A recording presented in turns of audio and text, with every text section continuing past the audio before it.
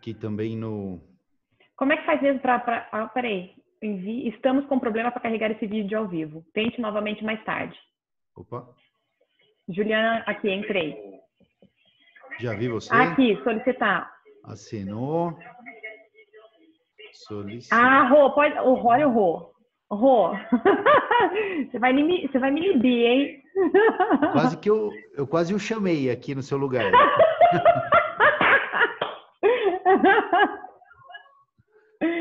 Aí, legal. Agora sim. então tá. Vamos lá. Já deu? Não! Um minuto, ó. Aguardando. Dá pra gente alongar. Dá, com certeza. Dá pra gente alongar. Exatamente. Ó, Ju Alexandre, a Cris. Não, o Roberto já tá metendo gás aqui, que a gente tá atrasado. Não é possível. Coisa de advogado, Doctor. Agora. Agora, vamos lá? Legal? Musiquinha? Vambora. Tá na hora, vambora. É isso aí. Olá, 3h21. pessoal. Sejam muito bem-vindos aqui para o Respirando em 3, 2, 1, com a Juliana Moura, essa craque que está do outro lado do vídeo aí. Ah, imagina. Eu sou Ricardo Dias Savoldelli, médico fisiatra, e aqui a gente tenta trazer estratégias, dicas, conversas para você que tem problemas respiratórios, é pneumopata, dificuldade para respirar, para realmente você conseguir melhorar esse padrão de qualidade de vida, melhorar a funcionalidade, função, melhorar seu padrão respiratório. É isso aí. Obrigado, Cris. Isso. Já está aqui com a gente. Roberto também. Valeu. É isso, gente. Boa tarde para vocês. Eu sou Juliana Moura, fisioterapeuta. Delícia estar mais um dia aqui, mais uma tarde aqui com vocês, para a gente trocar mais um pouco de ideia, falar, debater sobre dificuldade respiratória, o que te atrapalha, como que a gente pode te ajudar para melhorar nisso. A gente está aqui para falar, mas a gente também está aqui para te escutar. Tá? Então, vocês que estão aí nos acompanhando, nossos amigos, nossos colegas, pacientes, familiares, portadores aí de doenças respiratórias crônicas. Vamos lá, vamos seguir, gente. William, direto de Portugal, ó lá, a galera internacional já começou aqui, ó.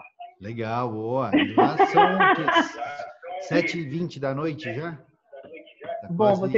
você que morou lá, Doctor, você tem mais fácil de calcular, não sei quanto qual começa o horário de verão, sai o horário de verão, eu sempre me confundo, mas acho que é umas 4 horas. William, fala pra gente que horas são aí, por favor. Bom, e o tema de hoje, Ju? Vamos falar sobre tosse. Muito legal. Aquela história, né? Tosse, coceira, parece que começa a falar da vontade, né?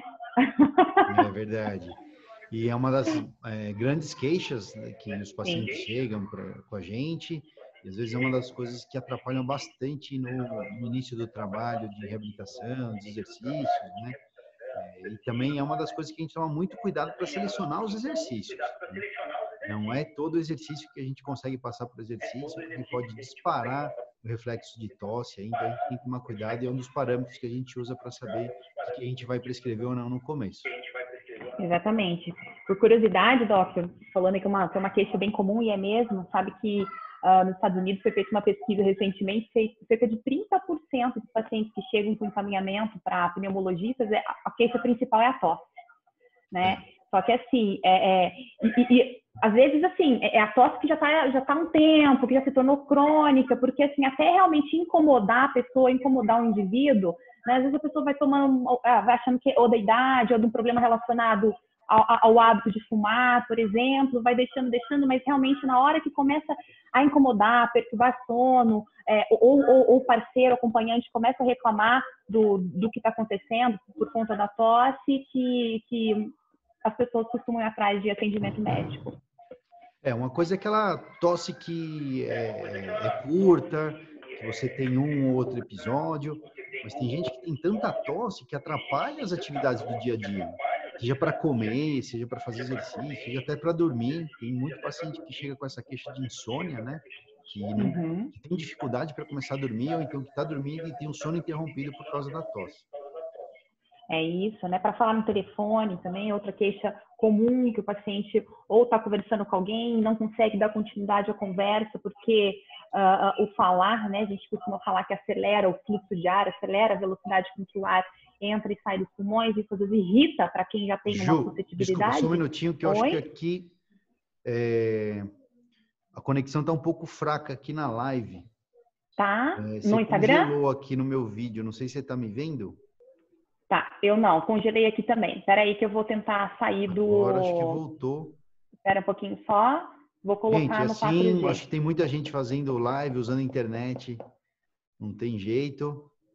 Voltei? Ainda não. A Ju Ferreira entrou. Aqui. Aí. O pessoal Voltei? Voltou. Agora está aqui com a gente. Voltei? Aqui, ó. Agora. Ó, o pessoal da Elo Sênior aqui. Ah, É. a gente tem que fazer aquele esquema que eles sugeriram de colocar o link na bio. Boa, vamos sim. Pode deixar. Voltou, doctor? Eu não sei aonde, o Voltou. que Voltou. captou, o que não captou. Gente, ó, tecnologia, a gente sabe que tá aí a nosso favor, mas tem hora que nem tanto. Então, tenha paciência aí, mas acho que agora vai. Eu tava usando o Wi-Fi, então às vezes aqui realmente pode dar algum probleminha. Acabei de colocar no 5G. Beleza. Acho que Tá agora tudo vai, bem? então. Tá. Legal. Ok? Então vamos lá. Voltando agora. Uhum. Boa. Estamos falando da tosse, né? Isso. Que atrapalha para falar no telefone também. Isso, que é uma queixa comum de alguns pacientes, pacientes ainda que realmente que tem vida ativa, em trabalho, em reunião, às vezes até realmente prejudica, eles acabam até às vezes deixando o trabalho por conta da tosse, né? A gente está aqui falando, a gente está, né, aqui trabalhando, trocando ideia. Realmente, se você tiver uma crise de tosse agora, atrapalha discurso, atrapalha atenção, né? Você pode se sentir envergonhado ou não. Depende do jeito que realmente se encara, depende do momento que essa crise de tosse está aparecendo, mas realmente assim, tosse, a gente sabe que tem tosse aguda e tosse crônica, mas para quem sofre de problemas crônicos, a gente sabe que atrapalha, interfere na qualidade de vida, interfere no dia a dia, nas atividades do cotidiano, é realmente uma das principais queixas dos nossos pacientes. A falta de ar vem em primeiro lugar, por curiosidade aí para vocês, a falta de ar em primeiro lugar, que a gente vai falar dela também, em outras lives aí, mas a tosse é a nossa segunda queixa principal. Chega uma hora que começa até a doer toda a musculatura, que começa a ativar muita coisa da musculatura acessória, né, que a gente comentou numa outra live também, começa a ter dor na região peitoral, então isso também atrapalha. É outro quesito que diminui bastante a qualidade de vida dos pacientes com portadores de DPOC. E outro dado importante é que aqui no Brasil nós temos mais ou menos aí uns 7, 8 milhões de pacientes com DPOC diagnosticados. Mas tem outro número enorme de pacientes que têm DPOC também e não foram diagnosticados. E às vezes começa com esse quadro de tosse, falta de ar, e demora um pouquinho ainda, ou porque acharam que não era importante, que não precisava procurar um médico, mas tem muita gente nessa faixa aí de pacientes não diagnosticados. Exatamente. Para quem não é da área aí, gente, DPOC é uma sigla que a gente usa para falar sobre doença pulmonar obstrutiva crônica. Tá? Antigamente era considerado o enfisema pulmonar e a bronquite. Hoje eles estão englobados aí nesse pacotinho de doença aí, que são as doenças pulmonares obstrutivas crônicas, né? Então, assim, é um sintoma que a gente valoriza tanto, né, doctor? Que existem questionários assim durante a nossa avaliação que a gente usa para guiar, para entender qual a percepção que o paciente, que o pneumopata tem com relação à tosse dele. São questionários direcionados para pacientes que têm doenças respiratórias, né? O doutor Ricardo aí deu o exemplo do DPOC, mas são inúmeras as doenças respiratórias, né? Que tem tosse como sintoma, bronquiectasia, fibrose cística, doenças crônicas, né? Tem tuberculose, a própria pneumonia, né, gente? Vocês são carecas aí de saber Covid, né? Então, um dos sintomas também é a tosse, né? Que pode ser desencadeado por uma infecção viral, bacteriana, alguma inflamação, enfim, mas assim, para esse portador de tosse crônica, né, a tosse crônica é definida como aquela tosse que se estende por um período maior do que 3 semanas, certo? Lógico que algumas infecções virais ainda, como sequela, o paciente ainda fica um bom tempo tossindo, mas isso tudo vai ser observado. Quando ele passar no médico, o médico vai direcionando e avaliando realmente para definir, entender se é um momento de agudização ou se realmente já é considerado uma tosse crônica, né? Mas existem inúmeras causas, né, que a gente citou aí, mas que eu ia puxar para vocês é o quão preocupante, o quão a gente quer entender de quem tem tosse crônica, o que atrapalha, o que ponto pega mais para você na sua atividade de vida diária, no seu dia a dia. Por exemplo, em algumas avaliações nossas, a gente pergunta quantas crises de tosse você costuma ter na semana, só para vocês entenderem. Tem pacientes que respondem de 5 a 7 dias na semana, tem tosse todos os dias, né? Outros de 2 a 4, algumas vezes no mês, algumas vezes só com infecções respiratórias, né? Mas a tosse causa tanto impacto que, como o Dr. Ricardo falou, pode tensionar a musculatura aqui respiratória acessória, né? Pode causar dor, pode te deixar mais cansado ainda, se cansaço e falta de ar é uma queixa também relacionada ao teu problema respiratório, pode perturbar o sono, pode te deixar envergonhado em público. Então, esses são alguns pontos que, num questionário específico, a gente acaba perguntando para o paciente para a gente entender realmente qual o peso desse sintoma na vida dele. Você sabe que tem muita gente que chega no consultório falando assim, doutor, vim aqui para você me dar um xarope para eu parar a tosse. Eu falo, muita calma nessa hora, porque é muito mais complexo que isso, né? Não é tomando um xarope que a gente vai melhorar. A gente tem que entender por que essa pessoa está tossindo, mesmo porque a tosse é um reflexo de proteção das vias aéreas, né? A gente não quer tratar a tosse, a gente quer tratar a causa da tosse. A gente quer entender por que o paciente está tossindo e tratar essa causa, porque senão a gente pode estar até prejudicando esse paciente, correto? Corretíssimo, né? Então, você já tocou num ponto aí, para que serve a tosse, né? Nós pessoas que não temos problemas respiratórios, por que a gente tosse? A gente tosse realmente é um reflexo do nosso corpo frente a algum agressor, alguma partícula estranha que está entrando na nossa via aérea, alguma partícula estranha, seja vírus, seja bactéria, seja algum potencial alérgeno, poeira, que mais até, né, o ato de engasgar, né? O ato de engasgar realmente assim, é seu corpo se esforçando aí para colocar para fora alguma coisa que foi para o caminho errado, né? Então, graças à tosse, a pessoa não leva, por exemplo, comida para dentro do pulmão, né? Quando isso acontece, são outras complicações, tem pneumonia relacionada à aspiração e assim vai. Então, é um mecanismo de defesa que ajuda nisso, na reação contra partículas estranhas e na remoção de secreção, né? A gente falou em alguns outros vídeos aí, doctor, né? Eu não sei se está no YouTube, no Facebook, onde está que a gente fala? Tá por aí. Filma. Né? Mas em alguns outros vídeos a gente falou sobre a importância de se respirar pelo nariz, né? Então, o mecanismo de defesa de via aérea já começa aqui quando você começa a respirar pelo nariz. Aqui a gente tem aqueles pelinhos que a gente chama de vibriças, né? Eles já funcionam como um filtro aqui inicial para evitar que algum corpo estranho penetre nas nossas vias aéreas, desça lá para os pulmões. E ao longo aqui de todo o nosso sistema respiratório mais aqui de transição, mais alto, a gente tem outros cílios, que eu posso dizer, né? São tipo alguns pelinhos aqui no nariz, os pelinhos são visíveis. Lá eles são mais invisíveis, a gente acaba chamando de cílios.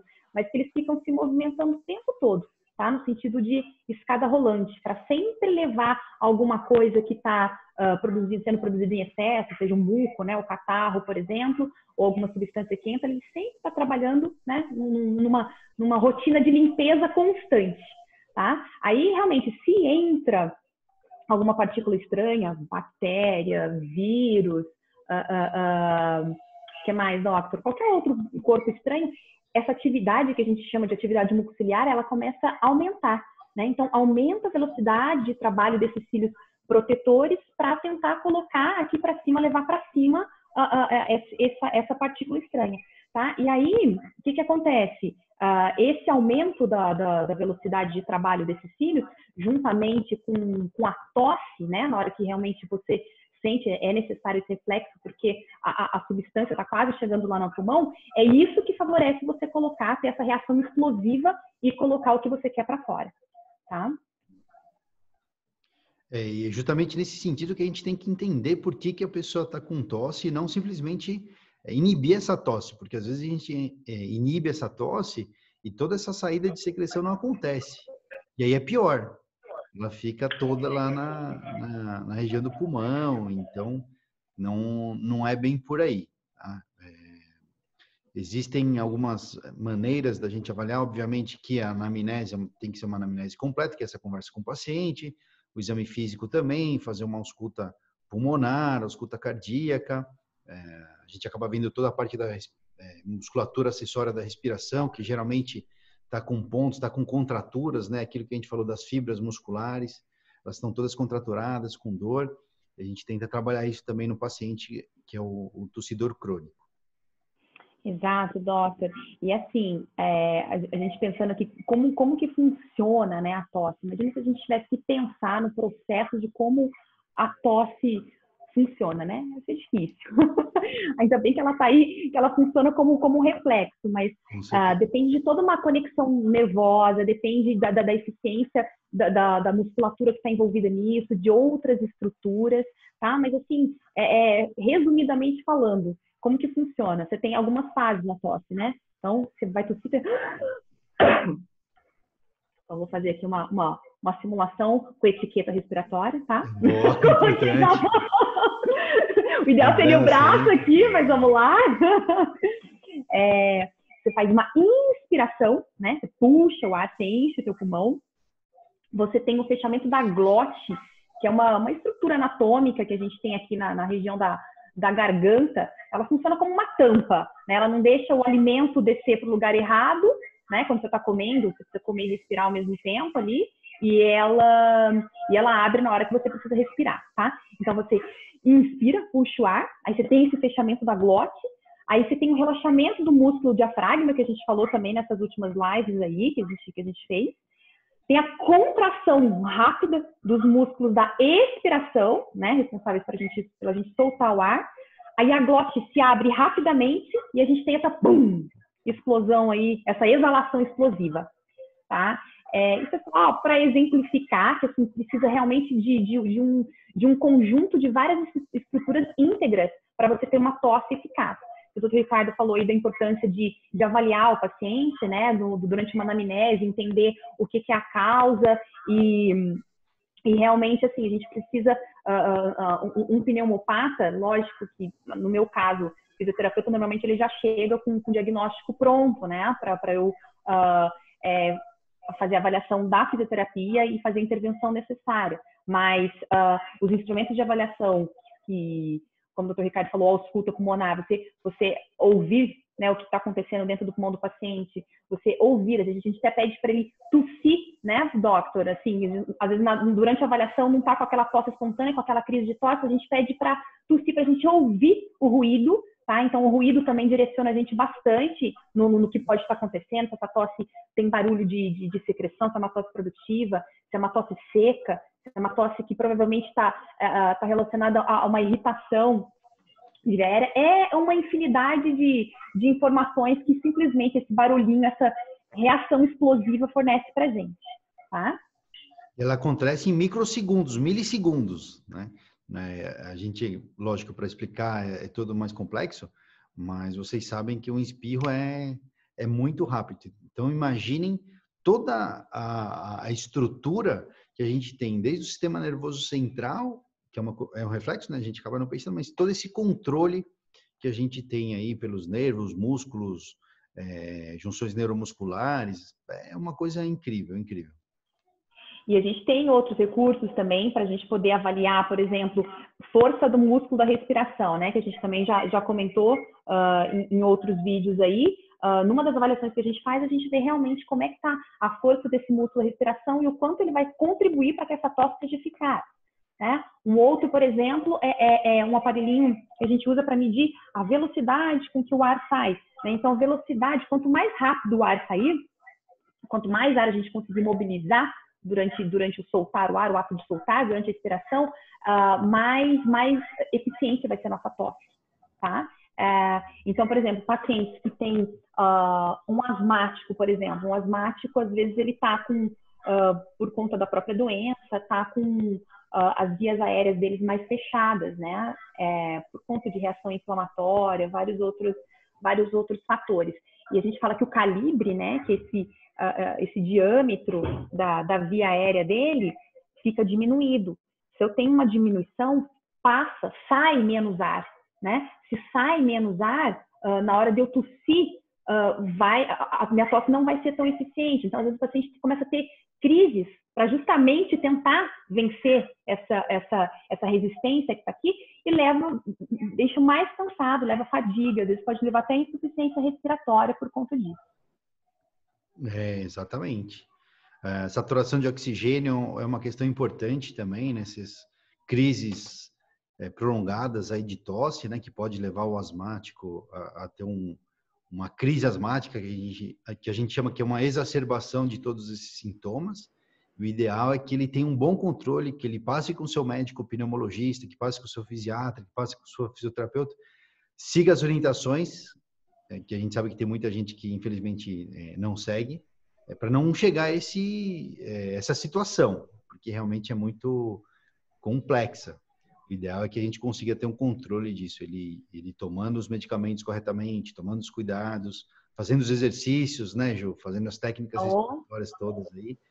Usando corretamente a medicação, porque como são medicações, às vezes, que realmente são mais difíceis, né? Não é um comprimido, às vezes, só que você toma, né? Você precisa inalar a medicação e, dependendo da fase da respiração que você inala, essa medicação é melhor ou pior absorvida, né? Então, assim, se você usa corretamente suas medicações, você consegue controlar seus sintomas de uma forma melhor. A gente deu o exemplo aí do asmático, né? Mas o asmático, porque a gente está falando de pneumopata, mas tem outras doenças também, porque como a gente falou, depende todo de um controle neurológico, depende de uma atividade de força de músculos da respiração. Então, tem doenças neurológicas que afetam muito, né, essa condição de tosse, que leva o paciente, às vezes, a precisar de um recurso assistido, né, para poder eliminar as secreções, né? Alguns aparelhos que ajudam a sugar, ou às vezes o próprio fisioterapeuta fazendo manobras, colocando uma sonda no nariz para poder retirar a secreção, né? A gente sabe que o paciente, por exemplo, acamado, com algum tumor na cabeça, o paciente com uma doença neuromuscular, miastenia grave, esses pacientes costumam ter a ineficiência da tosse, né? Ou a pouca eficiência, que vai progredindo e vai deixando mais suscetível a ter infecções respiratórias. E aí ele acaba virando um pneumopata crônico por conta de consequências dessas doenças. A gente tem uma pergunta legal aqui da Dulce. Oi, Dulce, tudo bem? Ela tem bronquiectasia e ela está perguntando o que fazer quando o antibiótico não faz mais efeito. Então, Dulce, obrigado por estar acompanhando a gente aqui. E, na verdade, o antibiótico a gente usa quando nós estamos com alguma infecção respiratória, qualquer infecção, né? Mas no caso dos pneumopatas aqui, geralmente são infecções respiratórias. E não necessariamente a tosse ela é devida só a um processo infeccioso. Obviamente que o processo infeccioso vai piorar, né, todo esse quadro, mas não é só isso. Podem ter outras causas dessa exacerbação da tosse, por isso que a gente tem que avaliar exatamente o que está acontecendo. Porém, se existe um pneumopata, alguém com problema respiratório, que tem uma infecção e o antibiótico não está funcionando, aí a gente precisa ver, primeiro, se a pessoa tomou um antibiótico corretamente, né? Depois, se está tendo alguma interação medicamentosa com alguma outra medicação que poderia interferir nesse resultado, no efeito do antibiótico.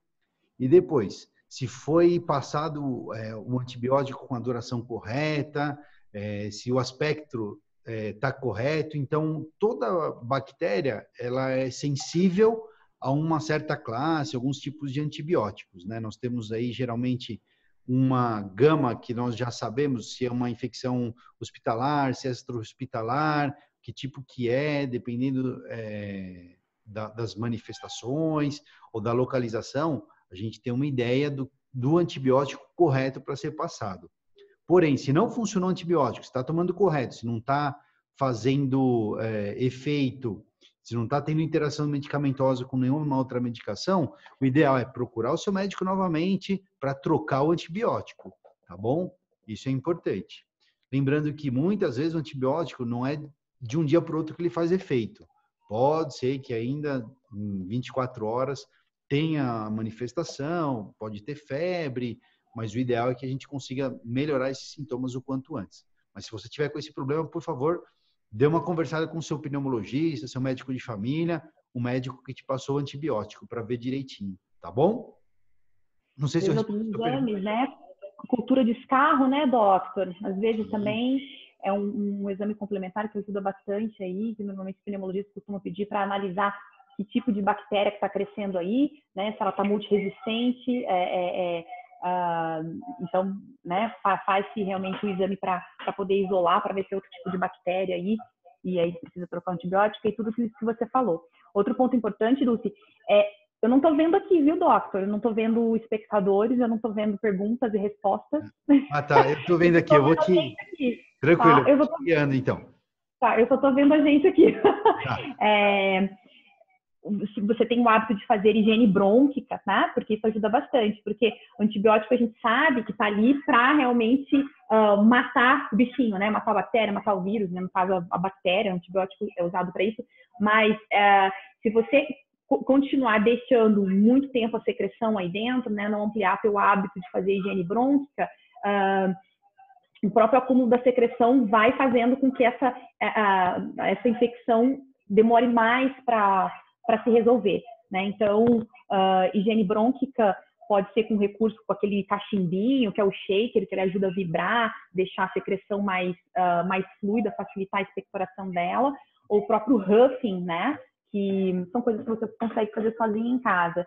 É aquela técnica de puxar o ar fundo, você pode até ajudar aqui comprimindo o teu tórax, puxa o ar fundo, abre a boca na hora de soltar e comprime teu tórax aqui, solta o ar com uma velocidade maior, que isso também ajuda a fazer com que a secreção saia e você consiga limpar mais efetivamente aí seus pulmões. Ô, Ju, a Dulce está falando que ela tem muita secreção amarela, que mesmo tomando antibiótico não melhora, e que ela tem dificuldade de expelir toda essa secreção. Mas, Dulce, essa técnica respiratória que a Ju ensinou aí, que ela te mostrou, o Huffing, ele é super importante, aí vai te ajudar bastante. Não sei se você já faz ou não, mas tente fazer. Veja direitinho, depois fala pra gente o que você achou, se melhorou, se não melhorou, porque com certeza... Você não precisa necessariamente sentada, você pode ficar durante um tempo deitada de um lado, fazendo essa manobra, depois você deita do outro, faz essa manobra, isso costuma ajudar bastante, né? Agora, realmente, se sozinho, às vezes, você não está conseguindo, é legal procurar um ambulatório, um profissional de apoio para te ajudar de uma forma assistida e presencial para resolver isso aí, tá? Mas se tiver tudo sob controle aí, tente fazer sozinha, que a ideia é essa, fornecer informações para vocês conseguirem se virando um pouquinho em casa aí. Isso aí, ó. Ela falou que ela não faz, mas vai fazer. Que legal, Dulce, é isso aí. Faz assim, legal. Depois conta pra gente aqui, como é que foi. Sensacional. Maravilha. Beleza. Então, assim, até colocando no ponto que a Dulce colocou, é isso que é importante, gente, sinal de alerta. Se sua tosse piorou a cor da secreção, você tomando as medicações, essa coloração não muda, piorou seu cansaço, você está com dor no peito, aumento de temperatura, isso sim é um sinal de alerta que realmente você tem que procurar um serviço médico aí para entender o que está acontecendo, tá? Febre também é outro sinal importante, né, Ju? Mas nem todo mundo começa com febre. Então, essa mudança desse padrão respiratório é importante. Dulce, a gente num vídeo atrás, nós comentamos de um diário respiratório. Tá? Se você quiser fazer também para entender um pouco melhor o seu corpo, para saber como que você está reagindo no dia a dia, é interessante. Então, durante 1 minuto, conte quanto você respira. Pode colocar uma mão no tórax, outra no abdômen, na barriga, para sentir. Então, inspirou, expirou, conta uma vez, assim por diante. E anote, de manhã, tarde e à noite, 3 períodos, quanto que você está respirando, quanto que está a sua frequência cardíaca. Isso vai te dar um parâmetro para você ter ideia do que está acontecendo, se você está melhorando, se não está melhorando, né?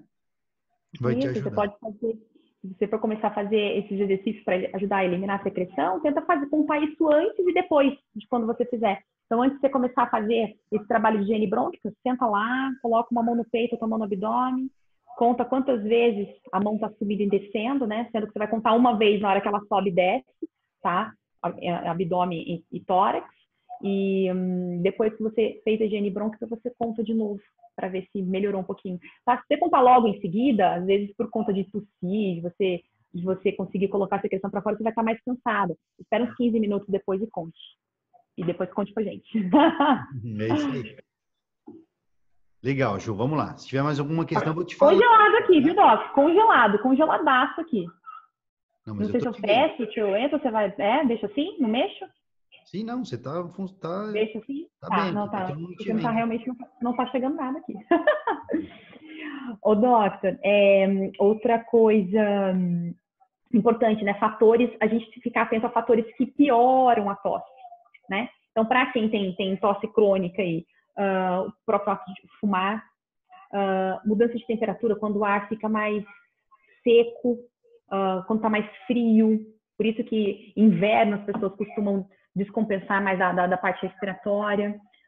A poeira, o vapor d'água do banho, que às vezes, né, a gente também já comentou aí em outros vídeos sobre a temperatura ideal de um banho, né? É claro, água quente, relaxa, tal, mas o vapor excessivo às vezes pode deixar a pessoa mais cansada e pode desencadear reflexo de tosse também. Às vezes a pessoa fala, não, quanto mais quente, melhor, que daí é como se fosse uma inalação e eu ajudo a fluidificar, né, deixar mais fluidas minhas secreções e facilita na saída. Não necessariamente, né? Quente demais, às vezes o vapor em excesso pode te deixar mais desconfortável, né? Fumaça de... falando, Ju, desculpa, nas redes sociais aí, Imagina. sobre como proteger nossos pulmões. Então, a gente fala um pouquinho disso, fala para tomar cuidado com as substâncias de limpeza de casa, tinta, então poeira, animais domésticos. Isso aí. Quem quiser dar uma checada lá que tem bastante informação legal. Churrasqueira, lareira em casa também evitar, pode aumentar a tosse. É isso mesmo. Que mais, Doctor? Acho que seria legal passar para eles, Gil, chega um paciente tossidor crônico para a gente, né? Que tipo de exercício que a gente faz, como que a gente estrutura o nosso plano terapêutico de reabilitação aí para esse paciente poder melhorar da tosse. De novo, primeiro, descobrir por que está tossindo, né? Por que tem essa tosse crônica e a partir daí tratar essa causa. Com certeza. Tem umas dicas básicas que a gente costuma usar. Na verdade, eu vou ser bem sincera. Eu tive contato com essa dica de controle de tosse no centro de reabilitação que eu visitei nos Estados Unidos, na Carolina do Sul. Achei super interessante. Porque, assim, realmente, no dia a dia, a gente avalia, entende o porquê, qual que é, né, discutindo com toda a equipe envolvida aí no processo de reabilitação, pneumologistas, cardiologistas, fisiatras, né? Só um parênteses, até porque tem doenças que alguns cardiopatas usam que podem desencadear tosse, né, Doctor? Tem problemas no coração que às vezes levam a edema, né? Um pouquinho de água no pulmão que costumam desencadear tosse. Então, assim, é muito importante realmente entender o que está levando o paciente a ficar com esse sintoma, né? Mas, né, para portador de doença pulmonar crônica, que tem a tosse como seu companheiro praticamente que diário, existem duas técnicas que eu achei particularmente bem interessante quando eu tive contato com elas, porque no dia a dia a gente foca muito nesses pacientes que têm tosse produtiva, né? Então, assim, a gente manda ver na higiene brônquica, né? Limpa, drena, manobra, usa recursos auxiliares aí para ajudar, e a gente sabe que isso resolve bastante, apesar de ser um portador de doença crônica. Às vezes essa formação do muco, ela é contínua, né? Ela não vai parar, né? Que a ideia às vezes não é essa, realmente assim, aliviar naquele momento, evitar que novas infecções venham, mas um paciente, por exemplo, com tosse seca, achei bem interessante. Principalmente com essas dicas de você estar numa reunião ou de você estar falando com alguém no telefone, né? Mais ou menos nesse cenário. Então, está falando no telefone. E aí começou a tossir. Uma orientação. Peça para outra pessoa falar, para você parar de falar porque você está tossindo, agora eu vou ouvir, né? Se eu conseguir. Coloque a mão na boca. É muito simples, né? Então, eu vou simular uma tosse aqui, tá? Uma crise. Coloca a mão na boca. Engula. Conte 2 segundos. Inspira e solta, tá? Não é uma vez, assim, mas é só para você realmente, é como se fosse assim, tô tomando consciência da minha tosse e tô dando um jeito de inibi-la momentaneamente, controlá-la, tá? De novo, o objetivo não é fazer com que a tosse, você não tenha mais tosse, que isso vai aumentar a sua capacidade pulmonar, que isso vai deixar seu músculo respiratório mais forte. Não. É uma dica realmente consciente, né? Como a gente comentou aí, são várias estruturas envolvidas na tosse, né? Sistema nervoso central, musculatura e outras estruturas. Então, isso aqui é como se você estivesse mandando um sinal ali, né? Para o sistema nervoso central. Opa, só uma pausazinha, né? Você não quer inibir seu mecanismo de defesa, não é isso. Vou segurar minha tosse e não posso mais. Não é isso, mas é momentaneamente para alguma atividade que você está fazendo que você gostaria de não tossir naquele momento, essa técnica ajuda. Vamos fazer de novo? Opa, com certeza. Vamos lá. Então, vamos lá. Vou simular a tosse aqui.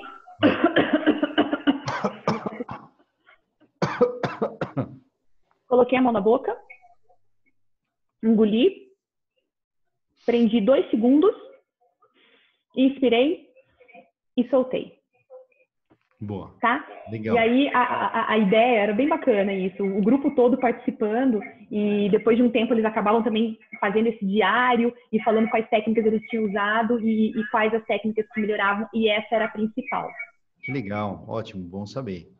E a outra é uma bem parecida também, mas realmente assim, acho que naquele momento ali que você tá sozinha, que essa tosse veio, né, e começou ali, tá coçando a sua garganta, você não está conseguindo se livrar dela daquele momento, você está entendendo que está tudo bem com você, que você não está no momento de descompensação da sua doença respiratória, sua tosse, sua secreção está, se você tiver secreção, ela está com a mesma coloração, você tomou suas medicações corretamente e tal, mas é de respirar 30 segundos com a mão na boca. Uma mão na boca, outra mão no abdômen, e tentar respirar suavemente durante 30 segundos. Se a tosse vier, comece do 0 novamente. Começa a contar tudo de novo até chegar em 30. Legal. Tá? E assim vai. São técnicas relacionadas realmente a isso, a essa inibição de comando central, né? De controle central e de um relaxamento por um momento ali realmente de crise.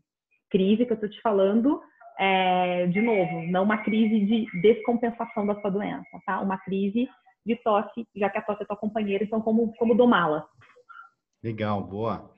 Ju, a Cris fez uma pergunta super legal aqui sobre atividade física para o indivíduo com tosse. Então, pessoal, primeiro, dentro de um programa de reabilitação, acho que esse paciente com tosse, a gente vai tentar, obviamente... Opa, peraí que eu apertei alguma coisa errada. Ok, voltou. A gente vai tentar descobrir por que ele está tossindo, tentar ir na raiz da questão. Depois, como eu disse, toda a parte de musculatura acessória dele provavelmente vai estar toda comprometida. Então, a gente tenta fazer uma liberação miofascial, a gente tenta melhorar esses pontos de dor, tenta melhorar a eficiência e eficácia dessa musculatura. E aí a gente pode colocar os alongamentos, tem técnicas específicas de liberação miofascial e tem alguns exercícios que a gente procura evitar. Então, exercícios de impacto, o exercício que tenha que pular, por exemplo, né? Esse é um exercício que a gente evita, não é para fazer porque realmente não vai conseguir.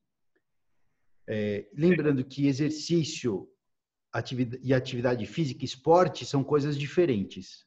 E para liberar para atividade física, seria num segundo momento que esse paciente já está mais, como eu posso dizer, com menos sintoma, mais preparado, porque senão ele não vai conseguir nem fazer atividade física e a gente vai aumentar muito esse padrão de tosse dele, podendo prejudicar um monte de coisa aí, vários parâmetros. Se você pensar qualquer atividade de física que você for fazer, por exemplo, sei lá, uma corrida que é simples, você vai ter uma movimentação na caixa torácica que vai atrapalhar bastante esse padrão respiratório dele, ele vai começar a tossir provavelmente. Na piscina, natação, tem toda a questão da água, cloro. Imagina começar a ter uma crise de tosse dentro da água. Então, esportes aquáticos, mesmo hidroginástica também a gente não recomenda.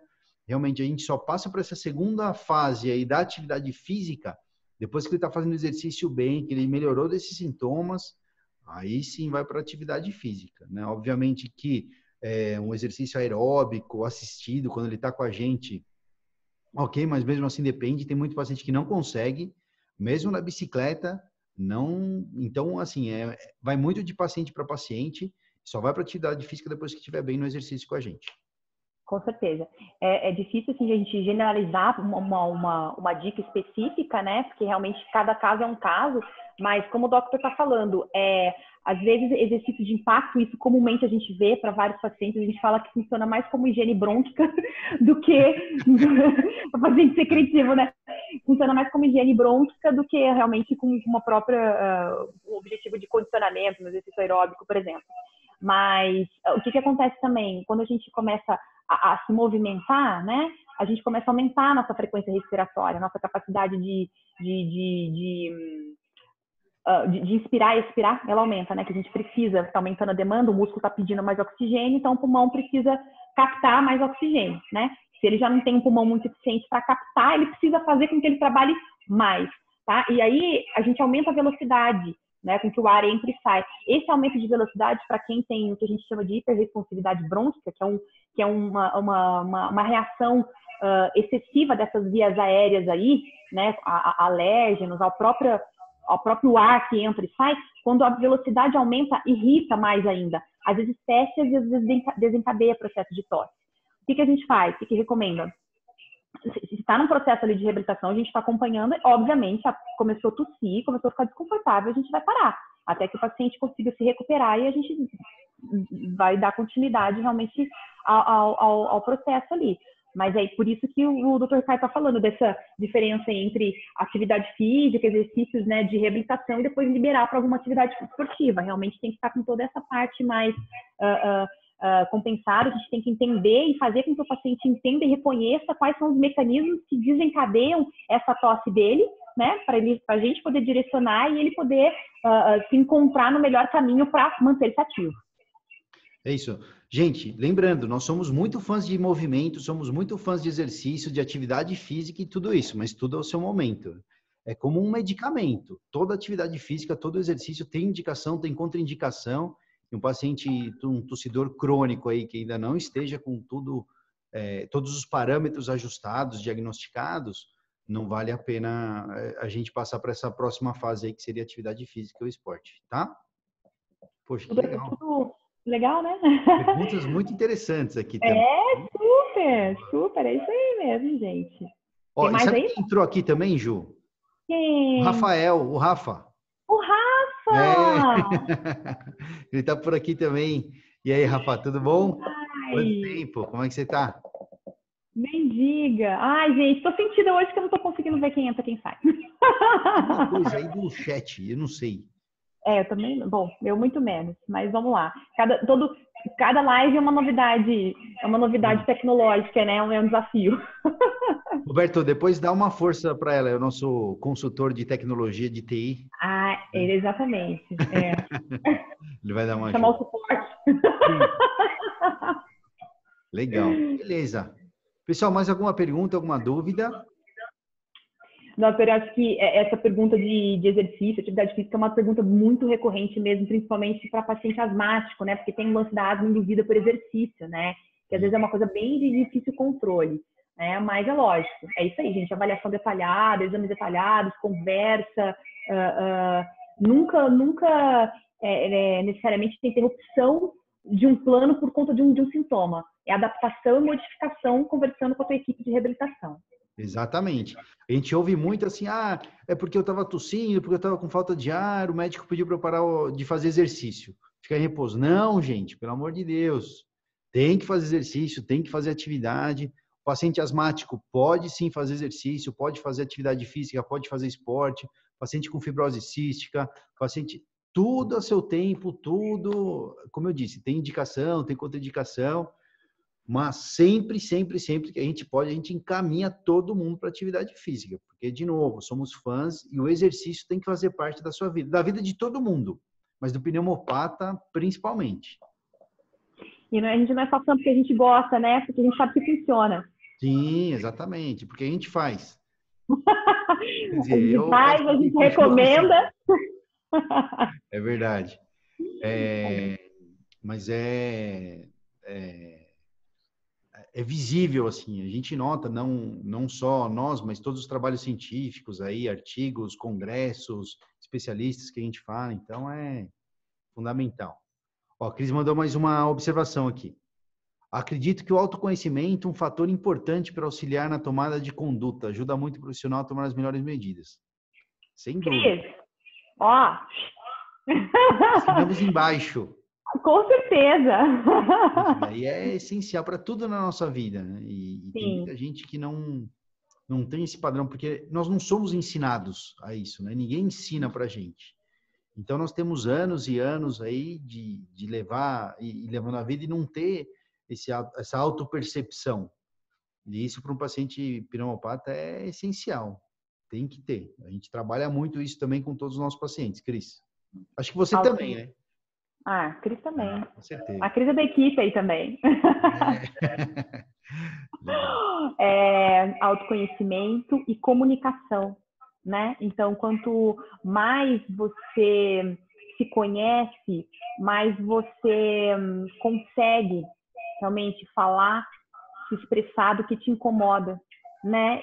E para gente que está vivendo, né, acompanhando pacientes com esse perfil, escuta e abertura mesmo para tudo que vier de dúvida, de questionamento, seja dúvidas com certos tabus, né? Porque, por exemplo, eu vou dar um exemplo, mas a atividade sexual é uma atividade que costuma desencadear tosse, né? Então, às vezes o paciente fica ali na hora de comentar o que atrapalha a vida dele, às vezes é isso, às vezes que realmente está naquele momento, a gente vai, conversa e, de novo, ele autoconhece, se ele tem uma comunicação para se expressar e a gente tem uma escuta, gente, isso funciona assim como um balé, sabe? Uma harmonia que o processo de reabilitação é conduzido de uma forma com chance de muito sucesso lá na frente.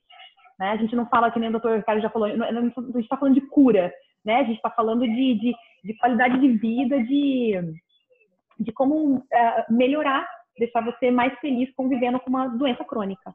Exatamente. E a parte sexual faz parte da nossa vida, faz parte do nosso bem-estar, né? Então, isso é uma queixa. E olha que engraçado, gente.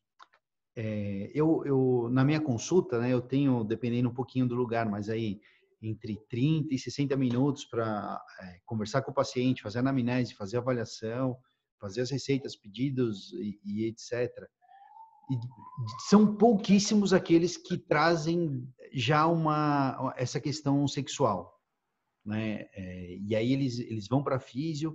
Eu vejo uma vez e fazem físio aí 10 sessões, 15 sessões, 20 sessões, dependendo um pouquinho.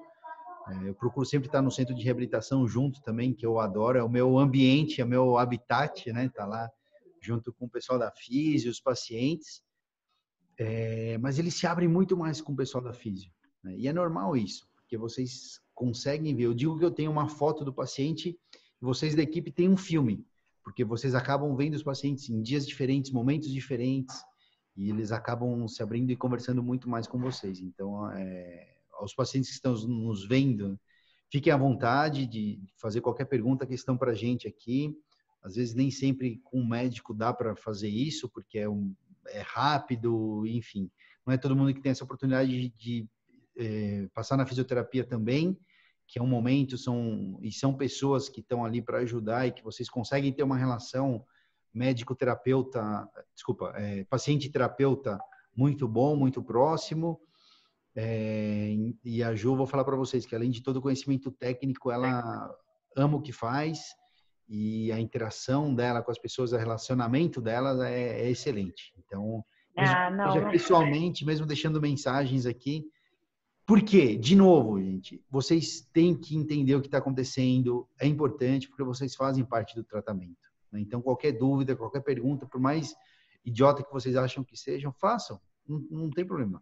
Façam para a gente aqui, façam para o seu médico, para o seu terapeuta, mas perguntem, não fiquem com dúvida não, tá? Isso daí, e sabe quem ajuda muito? São outros pacientes. Confirmem. Tenham grupos de apoio. Grupo de apoio e tal. Então, cuidado só nessa hora de trocar medicação, que tem um que fala, eu tô tomando não sei o quê, então acho que para você vai ser bom. Não vão por aí, mas dicas do dia a dia, do que fazer, como fazer, eu acho que isso ajuda muito, né? É isso. Bom, gente, só falando aqui, não faço nada sozinho. A gente está aqui sempre com o ouvido e o coração aberto, realmente, para ouvir, mas isso que o Doctor falou é dele também. Eu acho que o profissional da saúde tem um pouco disso, né, Doctor? Normalmente é uma escolha vocacionada, né?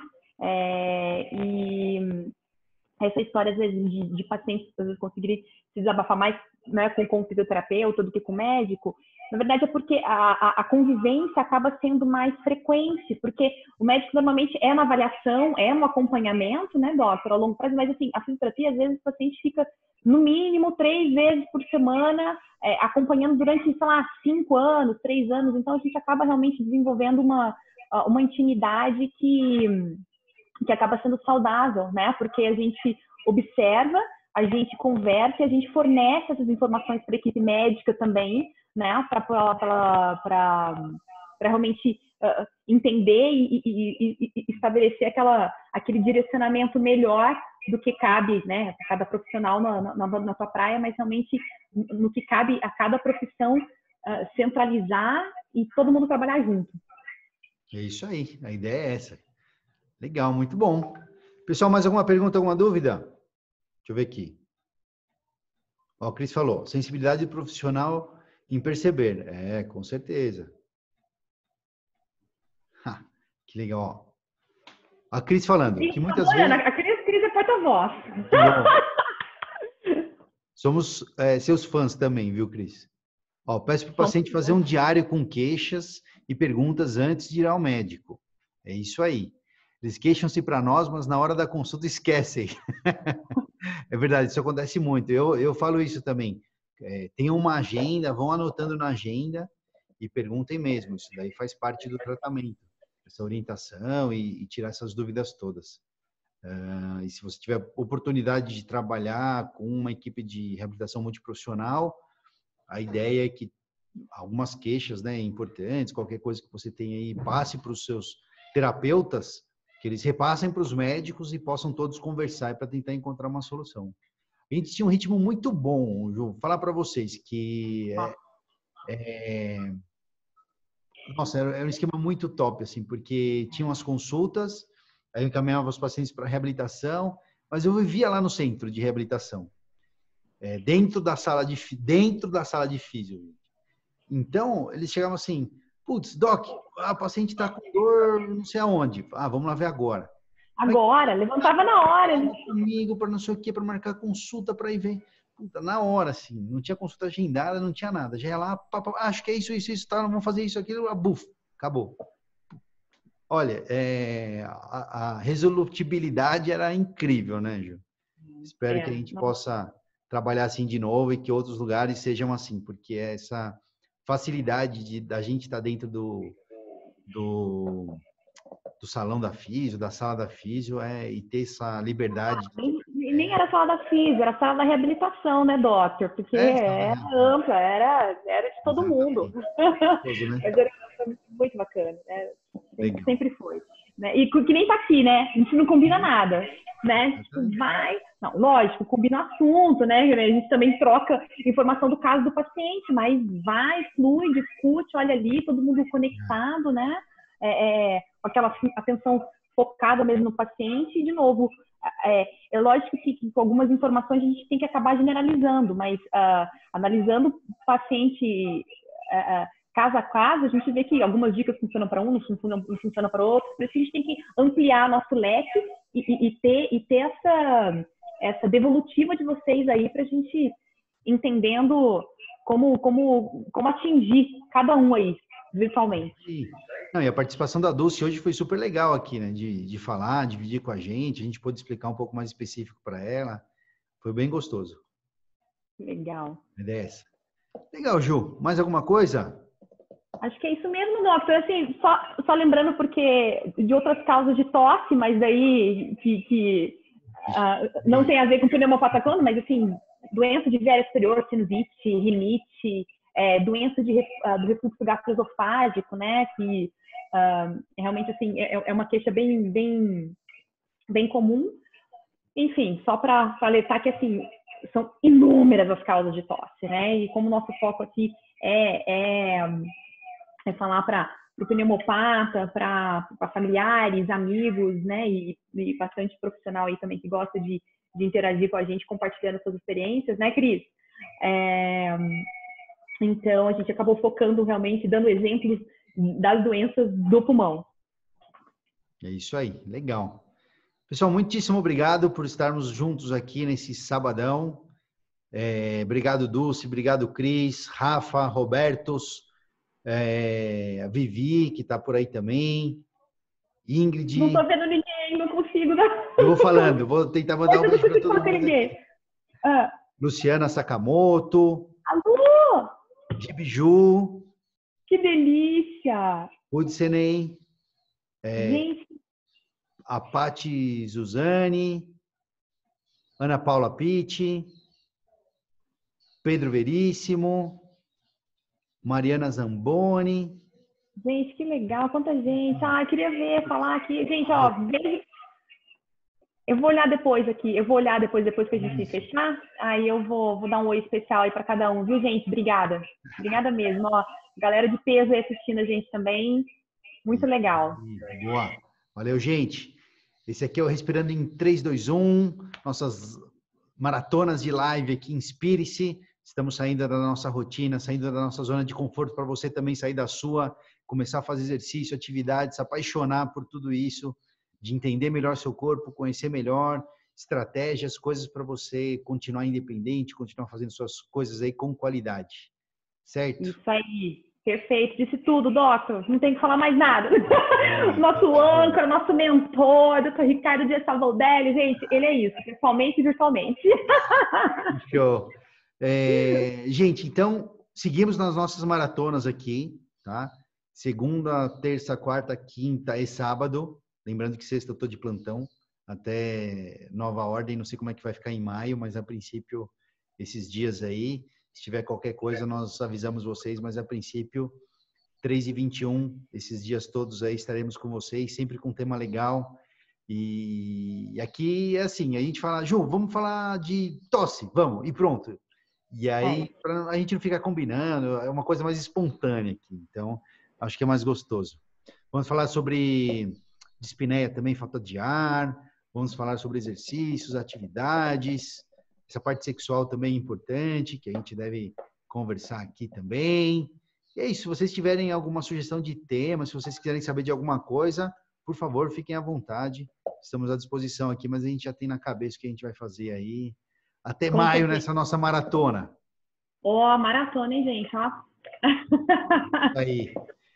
Gente, de novo, segunda-feira a gente vai dar uma olhadinha aqui nos diários respiratórios, né? Quem quiser participar aí do desafio do diário respiratório. Então, afira a sua frequência respiratória de manhã, tarde e à noite, anote, mande pra gente, que a gente vai fazer um sorteio na terça-feira. Certo? Isso aí. Combinado. Beleza. Pessoal, siga nossas redes sociais, então. Se inscreva no nosso canal do YouTube, sempre com vídeos. Hoje eu devo subir mais um vídeo interessante lá, para todo mundo poder dar uma olhada. Tá bom? Tô curiosa para ver qual vai ser, hein? Ah, legal, eu vou te falar aqui já. Temos só 25 segundos aqui, tá aparecendo uma mensagem, 23 segundos. Ju, beijão, obrigado, bom final de semana. Valeu, Beijo, pessoal. gente. Isso aí, obrigada. E a gente vai melhorando tecnologicamente e verbalmente para chegar aí o que a gente quer em vocês. Tchau, beijo.